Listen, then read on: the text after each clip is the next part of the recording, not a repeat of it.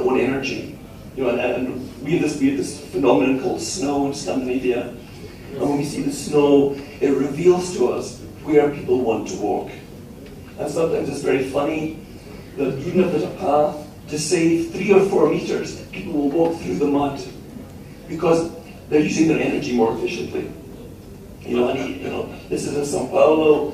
It's such a big effort to take this bridge. It's much easier just to walk down on the ground, climb over the fence, and take your life into the traffic. And even here in Brasília, you know, this man is actually very intelligent. He's using his energy in the most efficient way, making a small life risk, running across the road. And this is what cities are about. We're all the same human beings. We have the same, more or less the same size. I come from Scotland, so I'm actually tall in my family. And of course I come to Brazil and suddenly I stand next to the corridor and I become small. But we're all more or less the same size. We have the same senses, we have the same field of vision. You know, if I do this, I can see something there. This is the survival mechanism. In case there's a tribe or a bear would attack me, I know. You know, we share this. Senses, and we have sensual experience. And we use all of the senses. Architects very often are concerned with the visual. But we have to remember, we can smell a place. We can touch a place. We hear a place. What is this feeling? People who run markets, they really understand human beings. Any market, whether in Switzerland or in Japan, they lift the fruit to be closer to your face. So you can smell the oranges, so you can touch the tomatoes, because they understand that this distance, this very close distance, is where the very significant decisions will be made.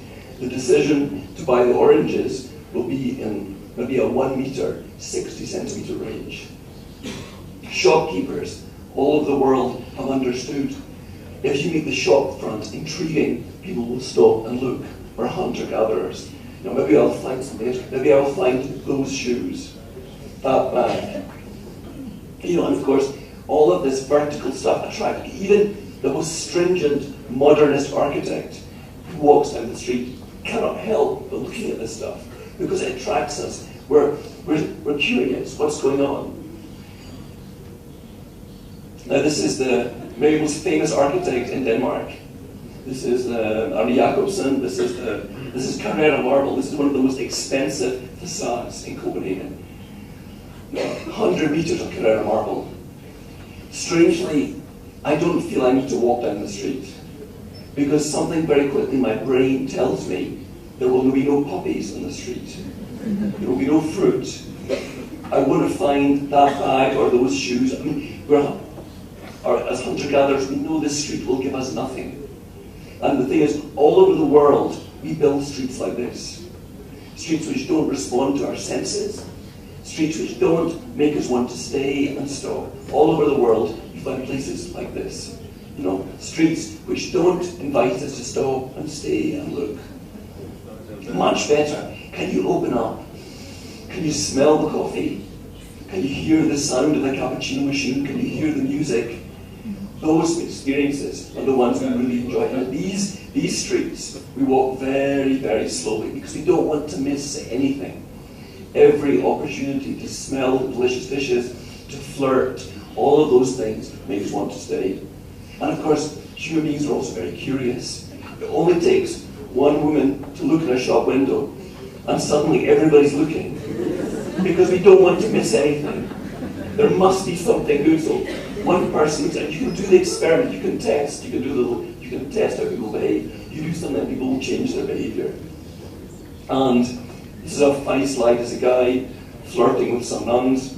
I don't know if this is the Latin American influence in the Vatican, but it's something nice we want here. Human beings interacting.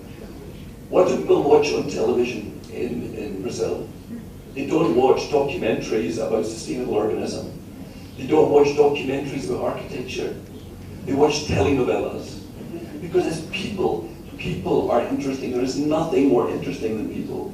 You know, and watching people, this is the best school in the world.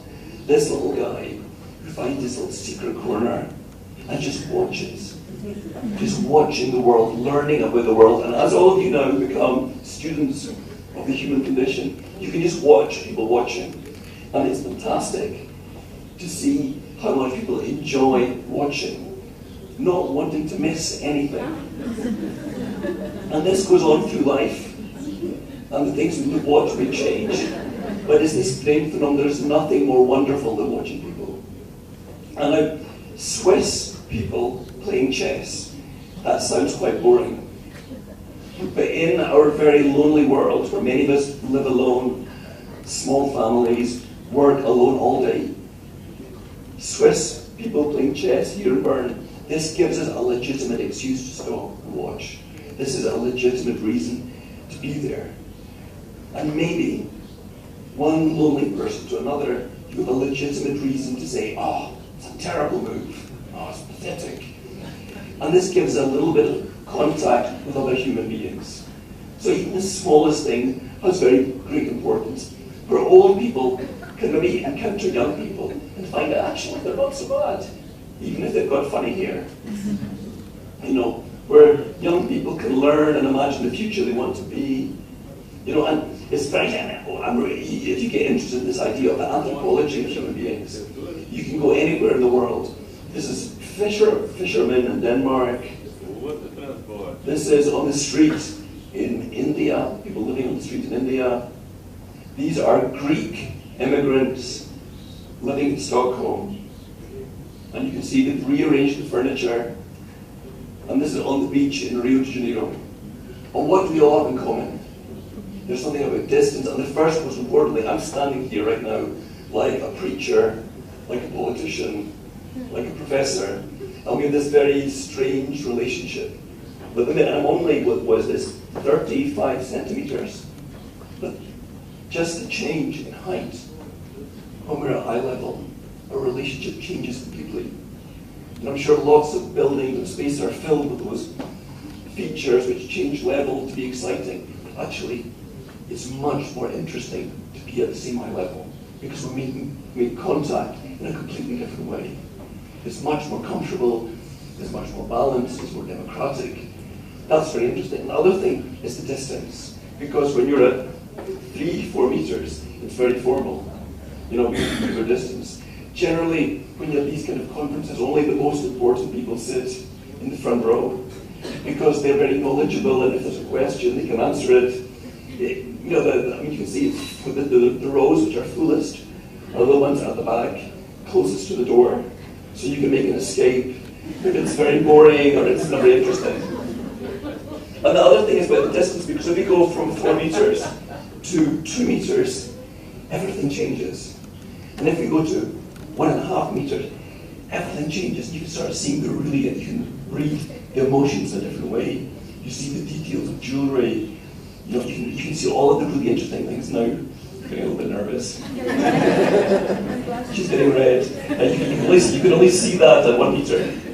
And what's important is that all of these exciting, interesting, intimate things happen in small distances. Because in planning, we make everything big. Often you'll go to the meeting and say, make it 20 meters bigger, 50 meters bigger, just to be sure. And we think we're being generous. We think we're being generous by making it bigger, but actually the best experiences are in small places. I'm sure you all know if you go to a restaurant, nobody ever goes and sits down in the middle of the restaurant if you're the first one. The best seats, you know, are on the edge, on that bench. You've got the back to the wall, you can love the view, you feel very secure. Now I know, this is survival instinct, Homo sapiens, now I know that there are no bears or no tribes, I hope, going to attack me in a restaurant, but I still feel more comfortable with my back to the wall. And you can see people in restaurants, when they're sunbathing in the park, being on the edge is very comforting. It makes us relax. And all over the world, in all these different kinds of architecture, the same thing. If there's an edge that we can attach ourselves to, we can start using the space, staying, stopping, enjoying in a different way. And scale. Of course, children get very happy if somebody finally understands what it's like to be 1 meter tall. You know, what it's like to be a little, and everything makes sense because I can reach, I can touch, everything makes sense. But you know, it's kind of the same thing for adults too. Because if the environment is out of scale of our bodies, we don't feel as happy and comfortable. You know, and you don't have to be French to feel uncomfortable in La Défense in Paris. And I think it's important to talk about this because this question of density, which is a huge, complex subject, and really deserves a lot of discussion. Because you know, we're having this discussion of what is density, what's appropriate density. But there's something we do know about the comfort of small places and what happens just when you get higher. And already in the 60s, a lot of experiments started being made with what happens when people live in taller buildings. And very quickly they discovered that if children live above 4 floors, they have significantly less friends than children who live on the lower floors. And this in a way is common sense. Because are you getting out to play? How easy is it to go outside? How easy is it to have contact with the street? And so you can see here, this is in France, children playing, and if one of the children starts crying, how do you recognize the voice of your child, the crying of your voice? I mean, our mothers are quite good at this. You know, at what distance can you recognize your mother's face when she puts her head from the balcony? You know, how can you count to the right number to know which is your mother? And there's a very important threshold that already if you go 4 or 5 stories, something happens. Our senses don't work. Our voices are not strong enough, they cannot carry to the ground. You know, it's too dangerous to throw the keys down to the streets. You know, maybe we'll kill someone. You know, we cannot recognize a voice. We cannot release our eyes, cannot focus to see what's really going on. So it's and this is maybe one of the best things about the PARTE, the limit of height in Brasília is that it's actually a human scale because it doesn't go beyond these limits of the human senses. Finally, in terms of human beings, there's something about nature. We came from nature. The part of our lives that we've lived in cities is very short. And there's a subject called biophilia, the study of natural phenomena, how human beings love nature. Very deep. And this goes beyond Homo sapiens. This is almost in a reptile brain. The noise of running water sounds good. Running water means survival. It's one of the strongest sense we can get. Running water is good sound. And this is why in the history of gardens and cities we've had fountains. Because this sound is very, very pleasant. In Stockholm, they worked very hard to make the noisiest water they could. So we don't hear the traffic. Instead of hearing a negative noise, we hear a positive sound. And just be able to see the mountain at the end of the street, a reminder of our contact with nature. Or on a terrible social housing estate in Mexico, the fact that there's a tree. And even if I'm living in an apartment which is only 26 square meters with 5 children, I can come out onto the balcony and I see a tree, I see birds, I see the changing seasons. This is Valium. This is Valium for the poor. And actually, it's really cheap because planting trees is one of the cheapest things you can do. And it brings on the subject of health. For the government, one of the biggest posts they have to pay for is public health. And I think we're here, like Europe, you believe in the idea of universal health care. So this is a very important subject because we're paying a lot of tax for health, and we really have to invest in that. And we have to ask ourselves questions about health. And it's very funny to laugh at these strange phenomena, which you find in North America. Sorry. But what's funny here is people drive to the gym. Inside there's a machine which simulates stairs. It's called a stepper. There's another machine, the treadmill, which simulates walking. And there's a third machine called spinning, which simulates cycling. And people pay money to do all of these things. They use their precious free time. So rather than being with your family or your friend or your lover, you do this torture.